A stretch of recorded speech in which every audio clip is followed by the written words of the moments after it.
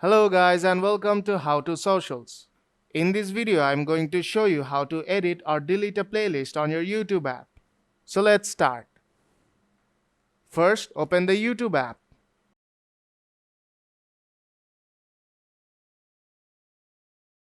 Now tap on your profile picture on top right corner and go to your channel.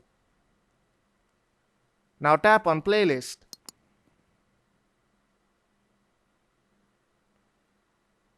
You will see all your created or saved playlist here.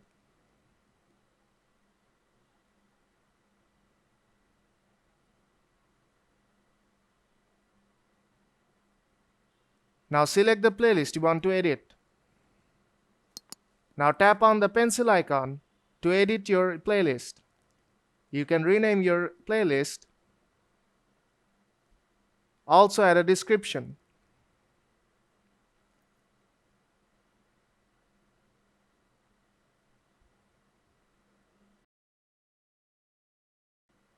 And tap arrow icon on top right corner to save. And to delete the playlist, tap on three dots on top right corner and tap on delete playlist.